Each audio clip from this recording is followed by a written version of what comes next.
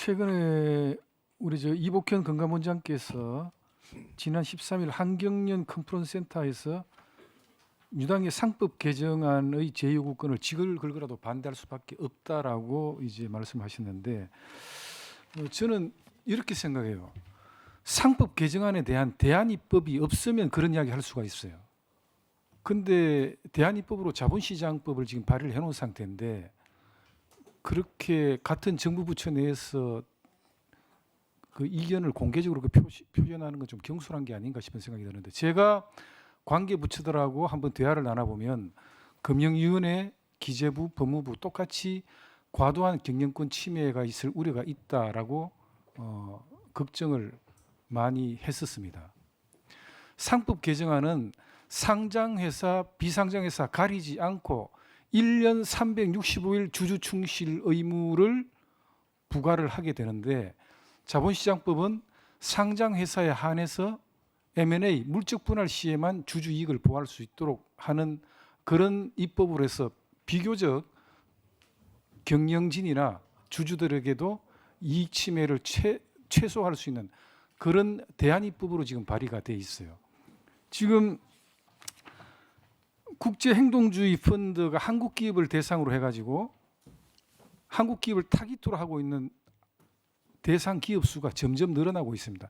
2019년 대비 2023년 해보니까 2019년에는 한 8개사 정도가 이 행동주의 펀드의 타깃 기업이었다면 2023년도에는 77개사, 무려 10배가 늘어났어요.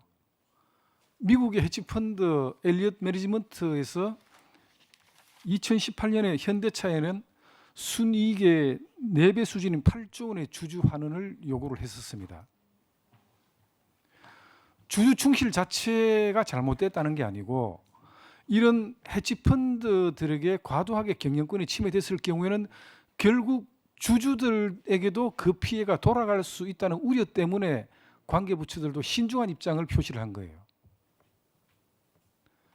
아마 윤석열 대통령이 상법 개정안을 언급했을 당시에는 기업의 지배구조 개선이 필요하다는 그런 입장의 표명이었지, 이렇게 주주 충실을 의무화하고 과도하게 헤지펀드의 경영권 침해에 노출되는 걸 원하진 않았을 겁니다.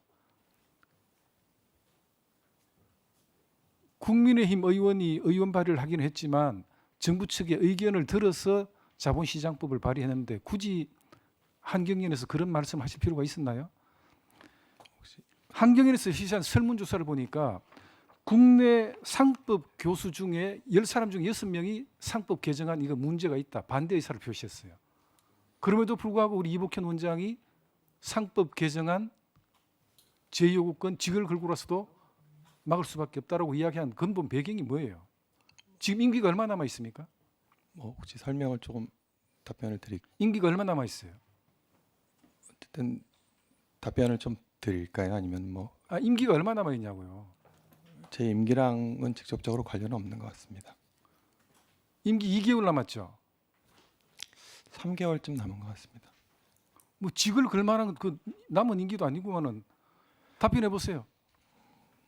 이제 말씀드린 것처럼 자본시장법 개정안은 저도 사실은 그 성안 단계에서 사실 상당히 많이 의견을 낸 아니고 기재부, 법무부, 금융위원을 포함해서 사실 저도 계속 지속적으로 상법 개정보다는 자본시장법 개정이 좋다고 이 자리를 정무위를 빌어서도 저 계속 말씀드린 거 아니겠습니까? 의원님께서 이해하고 계실 것이고, 다만 이게 현실적으로 통과된 이유, 그리고 실제로 상법 개정안이 조금 더 좀 속도 있게 진행되지 못한 배경에는 기업들 측에서는 사실은 상법이건 자본시장법 개정이건 이런 류의 이제 이런 개혁 이슈에 대해서 사실 상당한 반감이 있었다는 것들 배경을 보면 지금 단계에서 제2요구권과 관련돼서는 기존에 저희가 정부 내에서 단일 대우를 갖췄던 것과 달리 이걸 한번 다시 볼 필요가 있다는 말씀을 드린 겁니다. 지금 그 이야기하고 직을 걸고라서도 반대할 수밖에 없다는 표현하고는 결이 다르잖아요. 조금 신중하게 판단하겠다는 거하고 직을 걸고서라도 반대하겠다는 거하고 뭐 얼마나 큰 차이가 있습니까? 근데 다른 관계 부처하고 입장을 좀 조율하고 발언을 했었어야 되는 거 아니에요? 이제 그럼에도 불구하고 다시 이야기하면 금융위원회, 기재부, 법무부 다 경영권 침해의 우려가 있기 때문에 신중할 필요가 있다는 거고, 그래서 자본시장법을 대체입법으로 지금 내놓은 건데, 그거는 그런 사정은 무시하고 그냥 상법 개정안 제2호권 직을 걸고로서 반대할 수밖에 없다.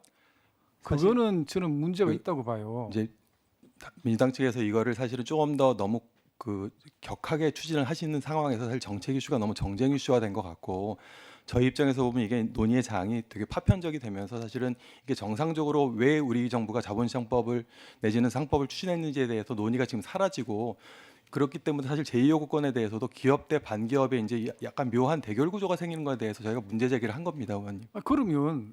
그러면 상법 개정안의 제2호권 직을 걸고라서도 반대할 수밖에 없다가 아니고, 대한입법으로 자본시장법이 정무위에서 논의돼 가지고 결론을 도출할 수 있어야 된다라는 발언, 여러 가지 뭐 다른 발언 얼마든지 할 수 있는데 다만 그 말, 굳이 그 표현 때문에 예. 상법 개정안에 대해서 여러 가지 우려를 표하는 경영계라든지 상법 전문 교수들이라든지 이런 분들 입장이 완전 무색해졌어요.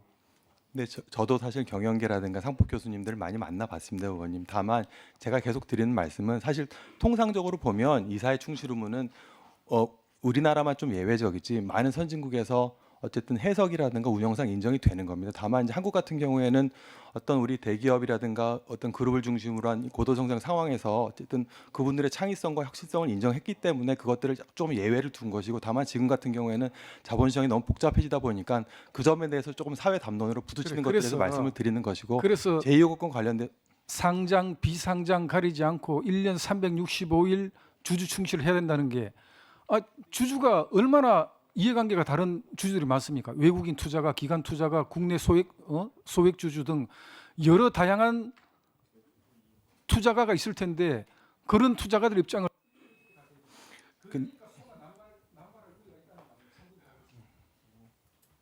예, 이제 이전에는 소를 제기해도 그 소의 이익이 법인으로 기속되기 때문에 소의 남발 우려가 적었지만, 이제는 주주들에게 소이익이 집집 돌아간다면 누구라도 소를 남발할 수 있지 않겠어요?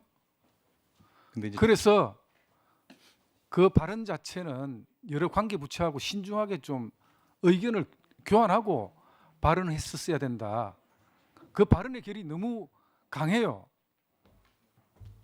건강원장의 입장에서 직을 걸고서라도 반대할 수밖에 없다고 이렇게 입장 표명하면, 그걸 지켜보는 경영계라든지 소액 주주들 입장에도 마찬가지입니다. 3%라는 경제 전문 유튜버가 상법 개정안 통과되면 주가가 올라갈 것이다 이렇게 이야기했어요. 그거 결과적으로는 헤지펀드들에게 경영권이 침해됐을 경우에는 주주들의 이익이 남아날 수가 없다, 현저하게 침해될 것이다, 이렇게 전망하는 게 더 대다수입니다, 경제 전문가들은. 근데 이제 지금 그런 기업의 격정이라든가 의원님 말씀하신 부분들은 상당히 충분히 지금 대표가 되고 있는데, 실제로 이제 우리 주식시장의 우려라든가 과거 이제 우리 법원의 해석으로 사실상 이해 충실 의무 같은 경우에는 합병이라든가 물적 분할 내지는 어떤 일감 몰아주기 또는 자산의 고가 저가 양수도 같은 되게 특수한 경우에 사실 작동되는 원칙이 대부분은 성관주음에 따라서 사실 경영 판단 원칙으로 해결이 되기 때문에 투자가 제한된다거나 이런 류의 우려들은 사실은 충실 의무의 영역이 아닙니다, 의원님. 같은 정부기관에 금융 감독을 맡는 수장이 여러 관계 부처하고 의견이 상반된 의견을 직을 걸고서라도 반대할 수밖에 없다고 표현하는 것은 저는 분명히 굉장히 경솔한 발언이었다 이렇게 이야기하는 겁니다. 근데 제가 드린 말씀은 상반된 의견이 아니고 저희가 자본시장법을 공의 의견을 모아서 추진했다는 것이고, 지금 상법이 통과된 이후에 이 상황에 대한 입장을 말씀드리는 겁니다, 의원님.